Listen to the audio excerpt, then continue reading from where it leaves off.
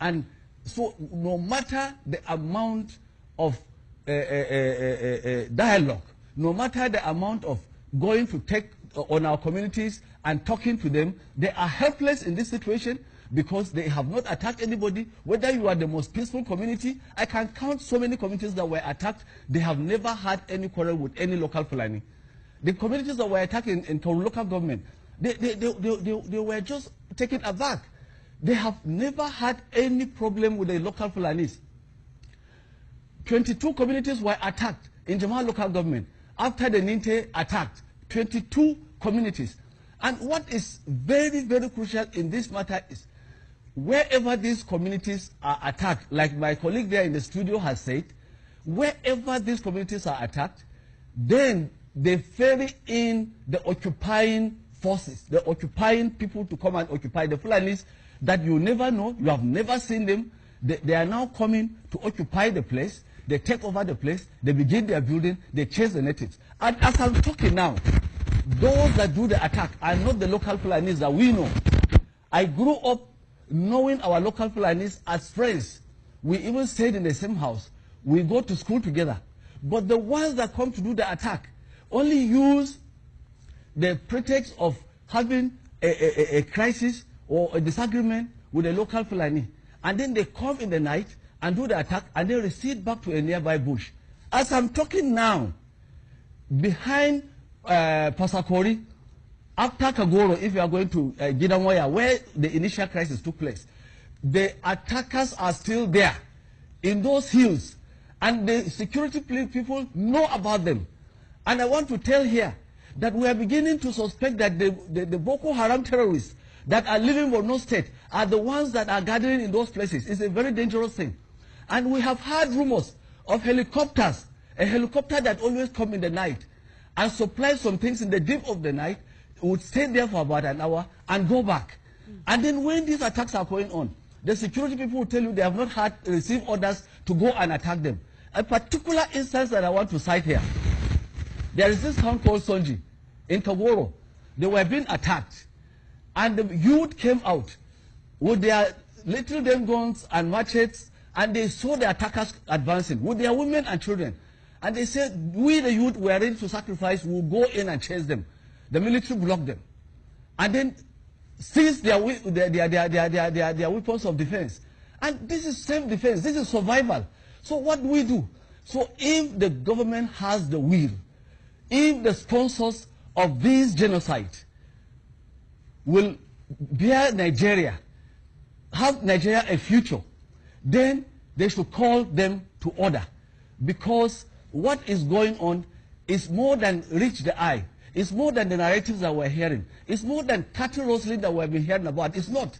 It is pure genocide, pure ethno-religious cleansing, pure land occupation, pure capture of territory. And we as minorities in this region, in the north, the United Nations Charter guarantees us our rights. Our land is our inheritance. This is our ancestral land. We have nowhere to go to.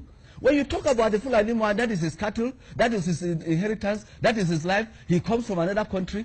We also, now do we begin to go and kill people in Kano because we are looking for land to farm?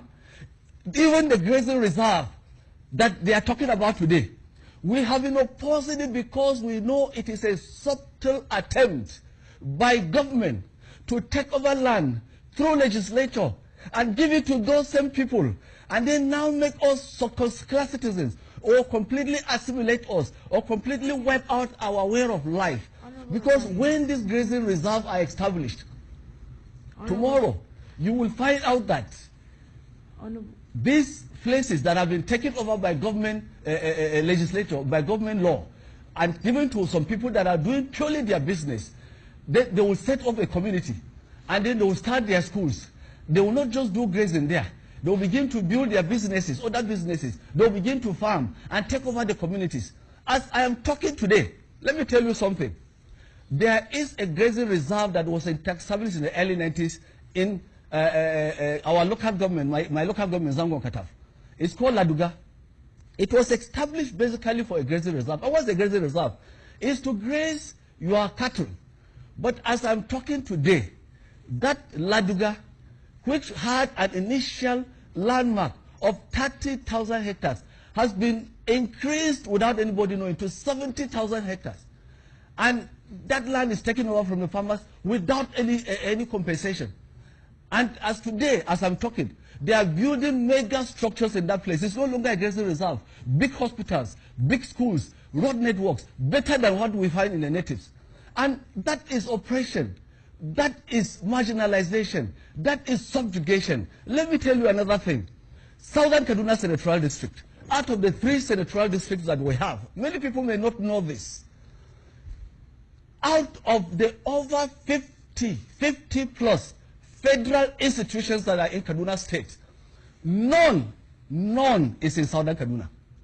The only institutions that we had were the ones that were established by the missionaries, the schools that gave us education. I went to LEA Primary School. That is why I can talk to you today. That is why I can talk to Nigerians. But today, back home, my younger ones don't have a school to go to because those schools were taken over from the missionaries and bastardized and thrown away. And today, we are not given anything.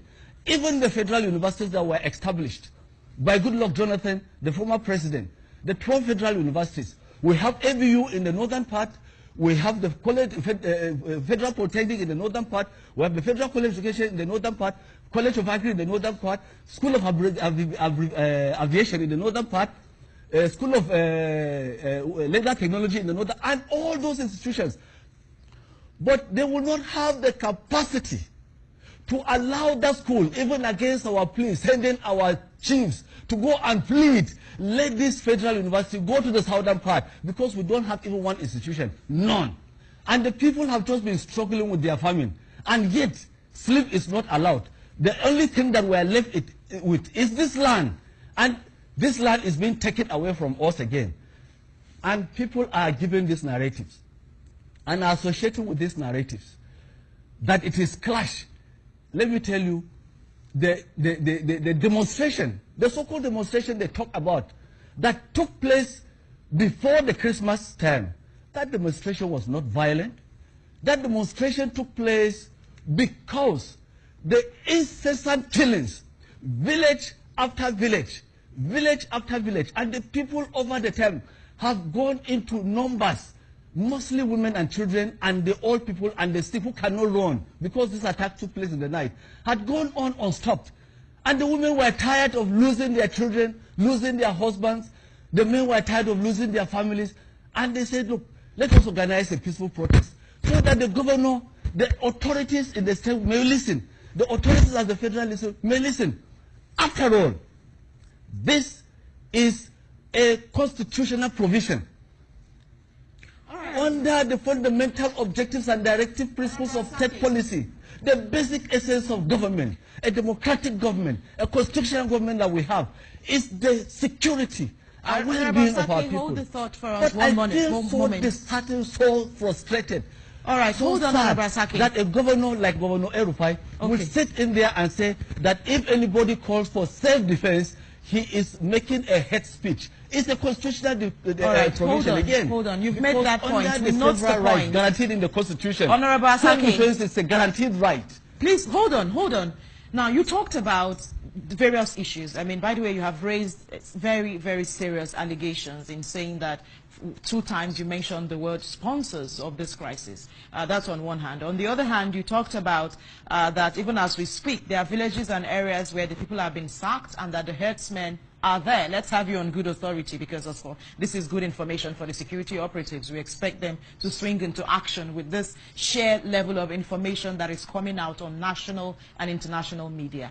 Now, in trying to just forge ahead, and please quickly, tell us if you have said at your level you have tried variously to address this issue. So how do we forge ahead? How do we see a stop to the herdsmen menace? I think this question should be thrown to the people that are in position of authority, because we have done, as community leaders, as law-abiding citizens, have been doing our very best. But he that has aspired into leadership position in any capacity, there are instruments of authority that are given, whether you are a lawmaker, whether you are a chairman of a local government, whether you are a governor or a president. There are instruments of authority that are given to you by the Constitution, and you have been empowered to use those instruments to safeguard people's lives and ensure a peaceful coexistence. We have been doing our thing. Our pastors have been preaching peace in the churches, and our community leaders, our traditional rulers, and even a social cultural organization like the one I belong to, we sit with our people and we preach peace. We preach communal harmony. But how can you help it, like I've said earlier, when you have done all this and in the night, when you are not expecting, when you are not suspecting, and then somebody comes in, he has not told you a thing, so that you can even say, I'm sorry. And then he comes in, fires a gun, and the women are running, and they begin to hack down. The difference between a child and an old person is not known. They hack down anything that is alive and burn the grain reserves of these farmers. As I'm talking now, the number of IDPs we have in southern Kaduna, the number of IDPs we have in the plateau, the number of IDPs we have all over these areas that we have had attacks in Benue and the rest, the number of IDPs is overwhelming. But the difference is that in our areas, there is this safe pride that you don't go and stay in an IDP. So if a community is attacked today, they move to the next community and stay with them. And you can see a man that ordinarily has 3 children to cater with, now has 27 families to cater for. And then the food supply is not there.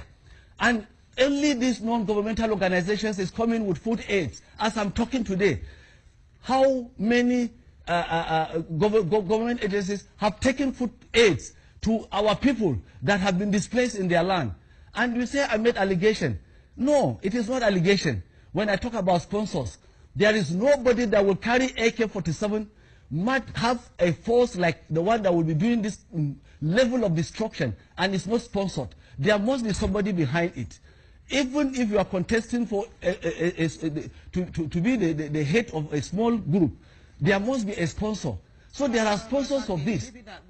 And like I said, the herdsmen, that the so-called herdsmen, but they are terrorists. All right, terrorists that have been that are coming to attack our place, and they are still there in the bushes. All right, thank you very much, Honorable Jonathan Asake. We leave it at that, and appreciate you for your time this morning and having joined us from our Abuja studio. We understand the passion around that subject matter for you, of course, knowing what you say you have seen happen in your community and those around you. Thank you so much, Honorable Jonathan Asake, former member of the House of Representatives, as well as the Director of Research and Strategy, Southern Kaduna Indigenous Progressive Forum, for joining us from our Abuja studios.